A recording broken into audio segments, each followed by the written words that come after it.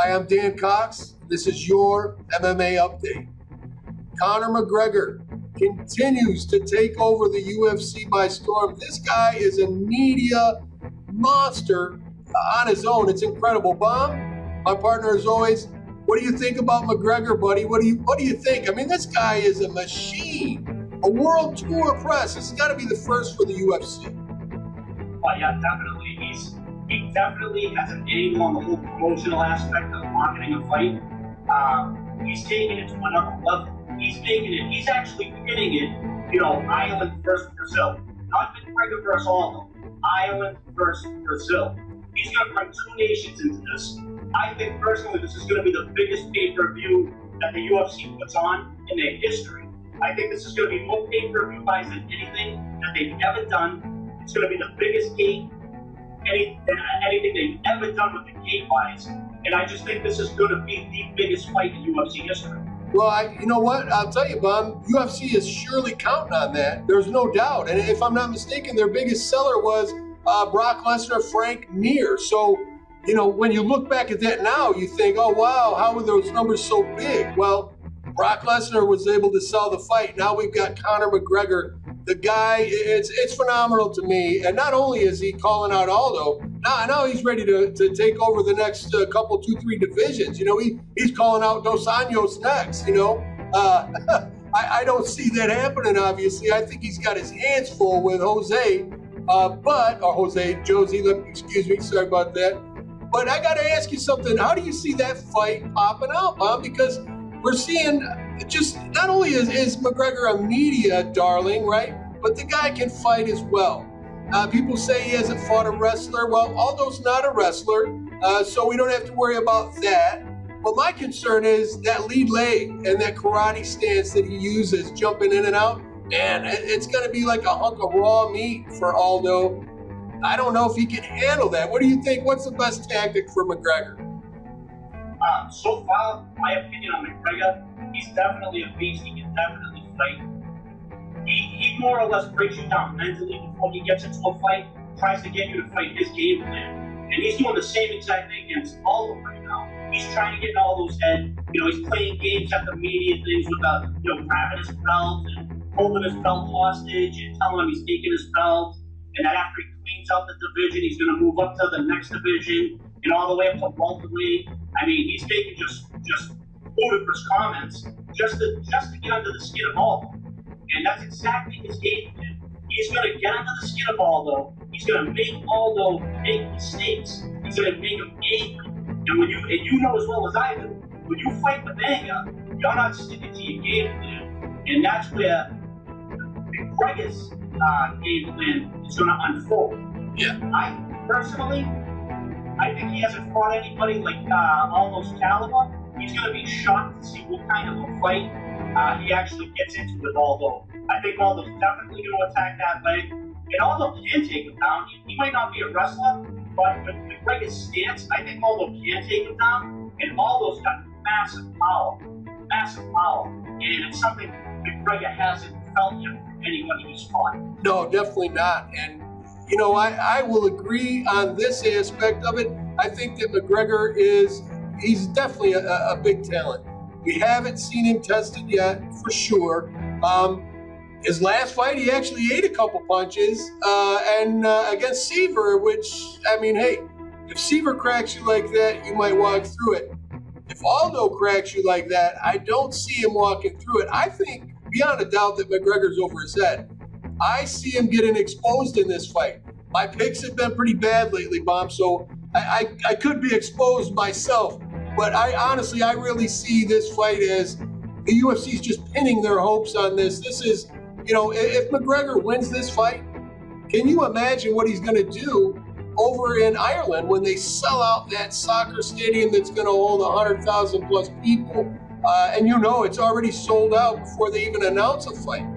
And that's where it's really going to. I mean, don't you see this as more of a UFC business move than just the best fighting the best? Yeah, definitely. Because if he does beat Aldo, like you said, they'll have a sellout over in Ireland at a soccer stadium. And that's where they'll put, McGregor versus Frankie Edgar. And that'll be the time that you find out how McGregor really does against the top-notch wrestler and the guy that can bang, you know, in Edgar. And I just see it how, I'm just looking at it how they're marketing the whole thing. It's almost like they're going back to the olden days when the UFC first originated, how it was marketed as, you know, discipline versus discipline. Now they're doing it as, you know, nation versus nation. So it's following along the same lines. Maybe they're going back old school to try to rejuvenate the MMA fan base, because it hasn't dipped as of, you know, the past couple of years. The UFC's lost a bunch of money. Last year they were like 44% down in their profit margin. So maybe they're going to take a lesson out of Campbell, McLaren, and Art Davies, you know, book of how to promote, how to market things, and maybe go back a little bit old school and try to push it in the fan space as something that it's actually not. You know, that's a great point, Bob. The fact that it was discipline versus discipline, which was going to work the best, what was the best discipline when it came down to fighting, and that's how it was built back then. And then the UFC grew, and it was the best against the best, and now we're seeing literally, like you said, nation versus nation to bring the support, to sell the fight.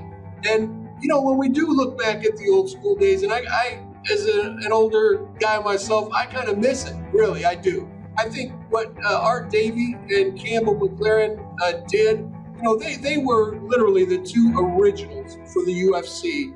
I don't know that some of the new fans of UFC actually realize, you know, where it started and where it came from.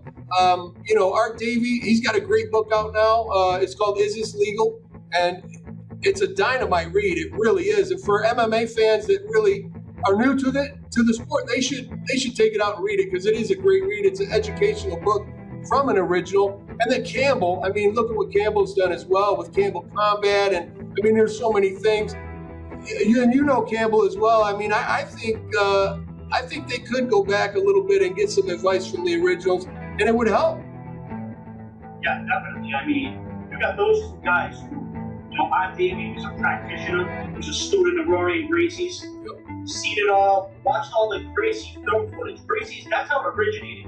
Gracie's put out film footage of them beating other disciplines. And I come up with the idea of, hey, what if we market this as discipline versus discipline, have a tournament, you know, Campbell got involved, they started pumping it, he was the producer on from SEG, that put up huge pay-per-views back in the day, and the UFC was formed. There were a couple other guys, Rory and Gracie, Mayowitz, a couple other guys, they put it all together and marketed the whole thing strategically. Exactly.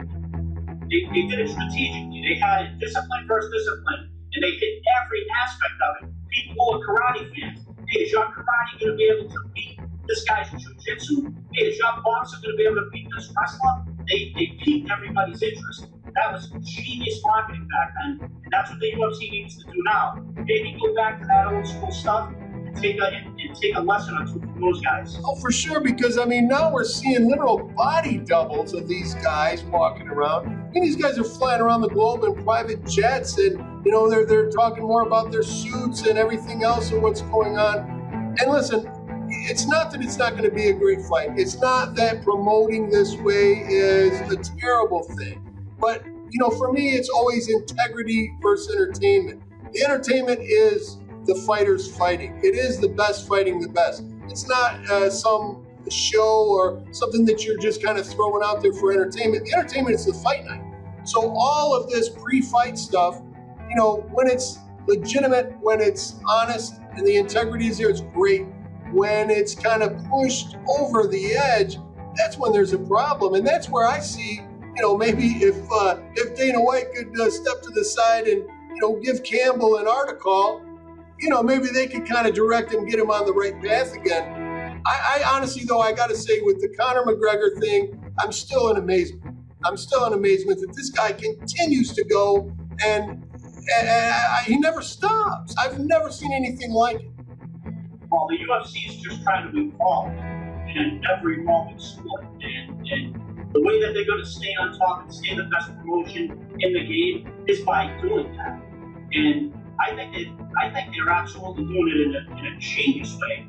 They got a guy in McGregor who captivates everybody with the stuff that comes out of his mouth. Whether you like him, whether you hate him, whether you want to see him fight, whether you want to see him win or lose, you'll watch him because you can't wait to see what comes out of his mouth next. He's like the Howard Stern of MMA. People are waiting to hear what he has to say next, the ludicrous comments he makes, and the outrageous stuff he says. I like the guy personally. You know me, I'm a Boston guy. He's an Irish guy, an Irishman. This is like his second home almost. That's Him and Cathal. Yep. He come in to train. You know, big Irish background here in Boston. So we're supporting the guy. Boston's got his back. We love him. I just want to see the best of the best. And I think that's what we're getting right here with this UFC fight. Well, I tell you what, Bob, the way that it breaks down for me is, regardless, like you said, whether you like him or not, you're going to listen or you're going to watch. So people are going to watch, and those that don't like him, they're going to watch to see him get beat down. The people that do like him, they're going to watch him to see him continue to back up what he says, to get in the cage, to knock everybody down and come out, you know, smelling like roses. I just really see this fight as one of the biggest fights, if not the biggest fight the UFC has put on. I think they've got a lot on the line with this one. I think we're seeing that by the way they're promoting it, and the money that's being put out for the promotion itself. I mean, good God, like I said, body doubles. I mean, that says it all. And, you know, it brings me back to the original days with Art and Campbell. And, you know, we both talk about it all the time. We're fans of the UFC from day one. Fans of boxing before that, and still remain to be so. I'm looking forward to this fight. And listen, I really want you guys to participate for us. If you can go down and tick the comment box, if you're on YouTube, subscribe to our channel at LUB, and tell us how you feel. Let's hear your opinions on it. If you're on Twitter, go to Combat Circle and go ahead and leave some comments and opinions if you'd like to talk fights. That's all we do there, man. Bob, thanks, buddy. It was awesome. Thank you. For LUBMMA, for my good buddy Bob, I'm Dan Cox. This is your MMA Update.